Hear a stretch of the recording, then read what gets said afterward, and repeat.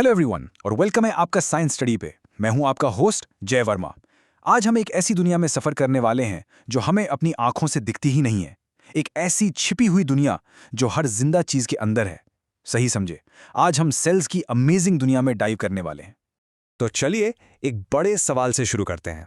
जरा सोचिए, एक विशाल पेड़, एक छोटा सा कीड़ा और आप सब में आखिर कॉमन क्या हो सकता है? वो कौन सी ऐसी चीज है जिससे सारी लाइफ बनी है? चलिए आज इसी मिस्ट्री को सॉल्व करते हैं। और इसका जवाब है सेल्स। ओके चलो, इस एनालॉजी को आराम से समझते हैं। इमेजिन करो एक बहुत बड़ी दीवार है जो हजारों छोटी छोटी एक जैसी ईंटों से बनी है। बिल्कुल उसी तरह हर जिंदा चीज, चाहे वो पौधा हो, जानवर हो या हम इंसान, वो छोटे छोटे बिल्डिंग ब्लॉक्स से बनी है। और इन्हीं कमाल के बिल्डिंग ब्लॉक्स को हम कहते हैं सेल्स। तो चलिए इस इनविजिबल वर्ल्ड की खोज शुरू करते हैं। सबसे पहले हम एक प्लांट के ब्रिक्स यानी उसके सेल्स को ढूंढने चलते हैं। Time for some investigation. और इसके लिए हम एक सिंपल सा एक्सपेरिमेंट करेंगे। एक प्याज यानी अनियन के साथ हम उसकी एक पतली सी लेयर निकालेंगे, उस पर एक स्पेशल स्टेन डालेंगे ताकि चीजें दिखने लगें। उसे ग्लास स्लाइड पे रखेंगे और फिर देखेंगे माइक्रोस्कोप के नीचे। चलो स्टेप बाय स्टेप देखते हैं। तो सबसे पहला स्टेप है सैंपल लेना। हम अनियन के अंदर से एक बहुत ही पतली, लगभग ट्रांसपेरेंट सी लेयर निकालेंगे। अब सबसे जरूरी बात यह है कि इसका इतना पतला होना क्यों जरूरी है, ताकि माइक्रोस्कोप की लाइट इसके आर पार जा सके और हमें साफ साफ दिखे कि अंदर क्या है। अब देखो, इस स्लाइड को प्रिपेयर करना बहुत इंटरेस्टिंग है। हम इस पे एक बूंद सैफरन स्टेन डालते हैं। ये बहुत जरूरी है क्योंकि ज्यादातर सेल्स का कोई कलर नहीं होता, वो ट्रांसपेरेंट होते हैं। तो ये स्टेन उन्हें कलर देता है जिससे उनके स्ट्रक्चर्स बिल्कुल साफ दिखने लगते हैं। फिर हम ग्लिसरीन डालते हैं ताकि सैंपल सूखे नहीं और इमेज और भी शार्प दिखे। और ये रहा जादू।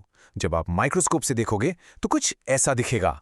ये जो रिपीटिंग रेक्टेंगुलर ईट जैसे स्ट्रक्चर्स हैं, ये हैं एक्चुअल अनियन सेल्स। अगर आप ध्यान से देखो तो आपको एक साफ आउटर बाउंड्री दिखेगी जिसे कहते हैं सेल वॉल। उसके ठीक अंदर है सेल मेम्ब्रेन। वो जो बीच में डार्क डॉट है वो है न्यूक्लियस, और पूरा सेल जिस जेली जैसी चीज से भरा है वो है साइटोप्लाज्म। ओके, तो ये तो कंफर्म हो गया कि प्लांट्स सेल्स से बने हैं, हमने खुद देख लिया।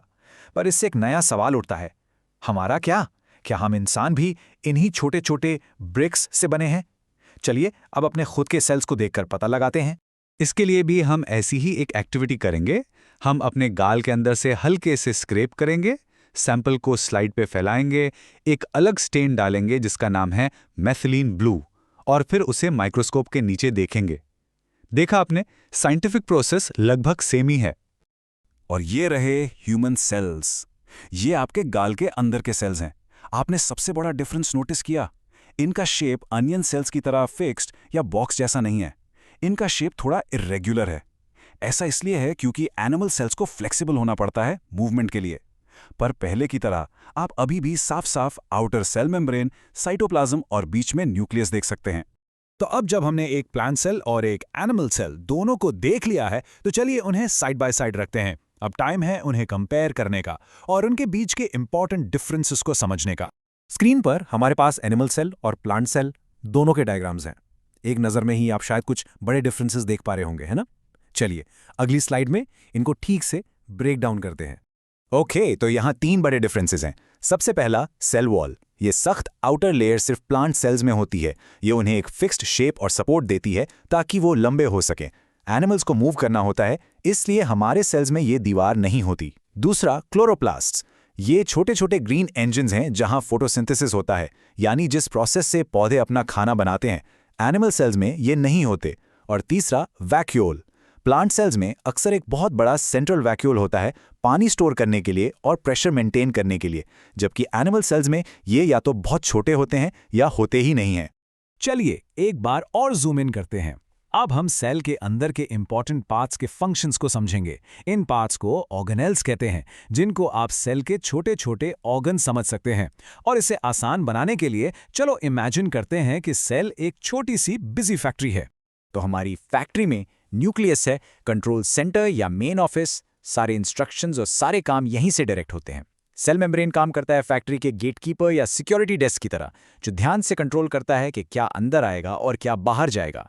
साइटोप्लाज्म है फैक्ट्री का मेन फ्लोर, एक जेली जैसा सब्सटेंस जहां सारा जरूरी काम और केमिकल रिएक्शंस होते हैं।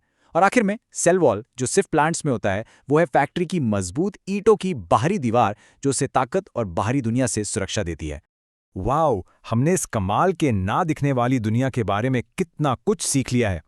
अब टाइम है एक छोटे से फन क्विज का, ये देखने के लिए कि आपको कितना याद है। तैयार हैं आप? हमारा पहला सवाल है, सेल की किस पार्ट को ब्रेन या कंट्रोल सेंटर कहा जाता है? सोचो सोचो। बिल्कुल सही जवाब है द न्यूक्लियस। इसमें सारी इंफॉर्मेशन होती है और ये सेल की सारी एक्टिविटीज को डायरेक्ट करता है। ओके, अगला सवाल। वो कौन सा स्ट्रक्चर है जो एक प्लांट सेल को उसका सख्त बॉक्स जैसा शेप देता है? यस, ये है सेल वॉल। ये प्लांट सेल्स की सबसे बाहरी टफ लेयर है जो उसे पूरा स्ट्रक्चर और सपोर्ट देती है। बहुत बढ़िया। और हमारा आखिरी सवाल, ट्रू और फॉल्स, ह्यूमन सेल्स में सेल वॉल होती है? जवाब है फॉल्स। याद है ना, सेल वॉल एक की फीचर है जो सिर्फ प्लांट सेल्स में पाया जाता है। एनिमल सेल्स यानी हमारे सेल्स में ये नहीं होता। बहुत अच्छा काम किया सबने। अगर आपको इस अनोखी अदृश्य दुनिया का सफर पसंद आया तो इस वीडियो को लाइक करना, अपने दोस्तों के साथ शेयर करना और साइंस स्टडी चैनल को सब्सक्राइब करना मत भूलना। मैं हूं जय वर्मा और आपसे मिलूंगा अगले एक्सप्लेनर में। सीखते रहिए और एक्सप्लोर करते रहिए।